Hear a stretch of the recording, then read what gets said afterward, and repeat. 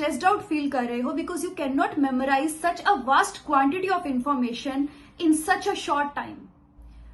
If yes, so you need to develop a time management strategy and study technique that will help you to retain the information you memorize. First, you need to create the conditions in your body and your external environment so that you can learn successfully and retain the information you memorize.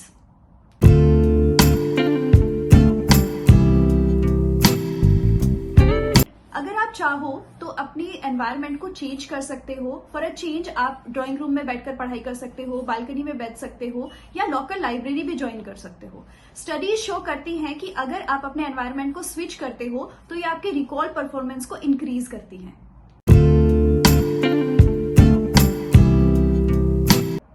Eliminate distraction.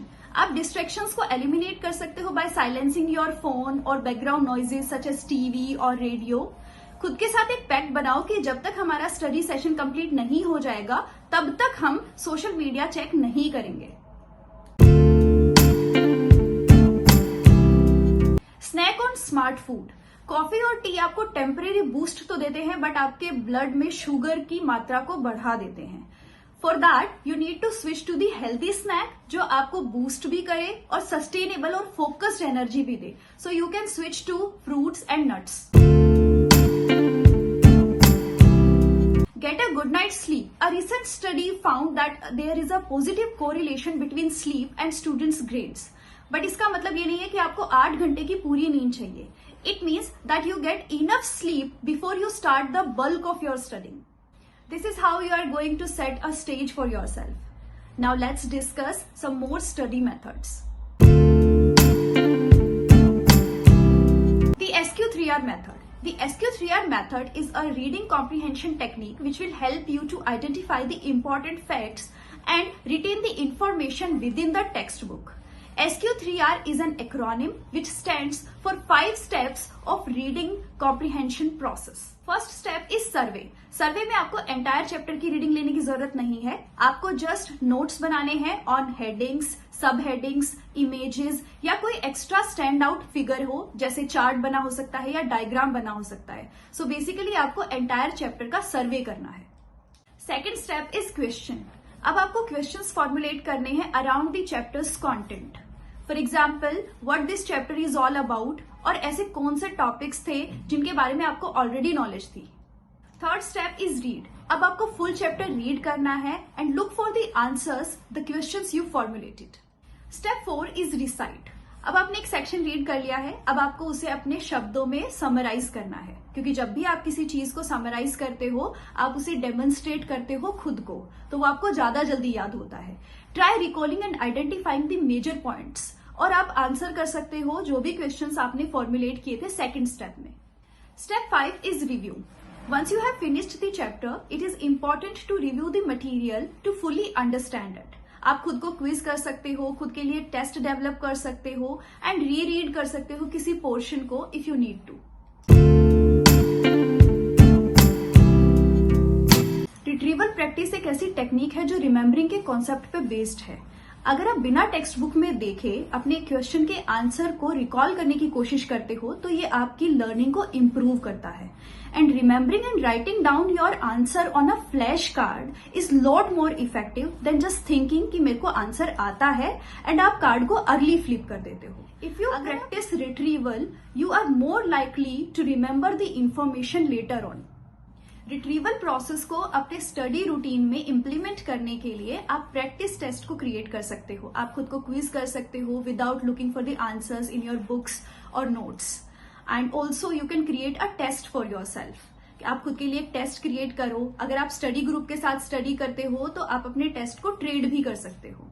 Plus आप अपने लिए flash cards भी create कर सकते हो. जब आप flash card को यूज कर रहे हो तब पहले अपने आंसर को याद करो और फिर उसे लिखो and then match your answer with your flash card कि आपका आंसर ठीक है या नहीं.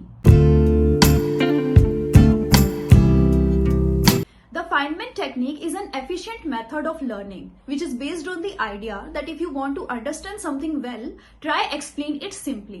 Which means अगर आप किसी भी कॉन्सेप्ट को सिंपल शब्दों में एक्सप्लेन करते हो, you are more likely to understand it a lot faster. Assignment technique works in 4 steps. Number 1 is select a topic. अब आपको कोई एक टॉपिक सेलेक्ट करना है, एक ब्लैंक पेज लेना है, टॉपिक का नाम लिखना है टॉप पे और उसे एक्सप्लेन करना है अपने शब्दों में.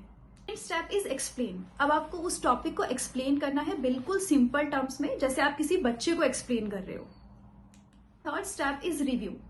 अब आपको पूरा कॉन्सेप्ट रिव्यू करना है जो भी आपने एक्सप्लेन किया है. See if you are wrong somewhere. Once you have identified your mistake, go back to your learning material and write down the correct answer. Lastly, if there is any area in your writings where you have used the complex language, go back and rewrite that section in simple terms.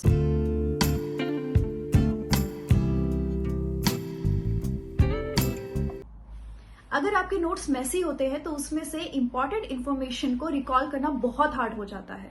Writing in colors is a dynamic way to organize your information. It also helps you to review and prioritize the important information. A recent study found that colors can improve person's memory performance. Same study में बताया गया है कि 2 types के colour होते हैं, warm colours and cool colours.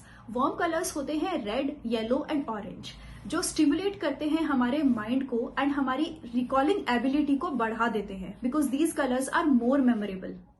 Cool colors are calming and less stimulating than the warm colors, and these are blue, green and purple. Consistent. आपको throughout the session same colours का use करना है. For example, if you are using red colour for writing the topic, orange colour आप use कर रहे हो for highlighting the definition, green colour आप examples के लिए यूज करते हो, तो आपको थ्रू आउट द सेशन वही कलर्स यूज करने हैं. So be consistent with your colours. और आप लिख कर रख सकते हो एक स्टिकी नोट्स पे कि आपने कौन सा कलर किस टॉपिक के लिए यूज किया है. Don't overdo it. First time जो स्टूडेंट्स कलर कोड करते हैं वो ये गलती जरूर करते हैं कि वो सब कुछ कलर कर देते हैं. अगर आप सब कुछ पूरे पेज पे कलर कर दोगे तो फिर आपको समझ नहीं आएगा कि इंपॉर्टेंट फैक्ट कौन सा था और एग्जाम्पल्स कौन से थे. So don't overdo. Colour code after the initial note taking. अगर आप क्लास में हो, आपके टीचर आपको पढ़ा रहे हैं, तो साथ साथ में आपको कलर कोड नहीं करना है, बिकॉज इससे आपका फ्लो टूट जाएगा और आपको इंपॉर्टेंट टॉपिक भी मिस हो सकता है. सो आप कलर कोड करना क्लास के बाद. इससे आपके 2 बेनिफिट होंगे. क्लास में आपका फ्लो बना रहेगा, प्लस कलर कोड करने से आपका रिवीजन हो जाएगा क्लास वर्क का. Sleep is a crucial brain function for memory formation and learning. सोने से पहले पढ़ाई करना आपके रिकॉल को बेटर बनाता है. चाहे आप फ्लैश कार्ड्स देख रहे हो, चाहे आप नोट्स को कंसीडर कर रहे हो, सोने से पहले अपने नोट्स को रिव्यू जरूर करना, because when you are asleep your brain organises your memories. Effective study technique ensure करती है कि आप फुल्ली प्रिपेयर्ड हो अपने एग्जाम्स के लिए. सो आपको कौन सी स्ट्रेटेजी ज्यादा पसंद आई आप मुझे कमेंट सेक्शन में बता सकते हो, और आप सब्सक्राइब कर सकते हो मेरे चैनल को for more videos like this.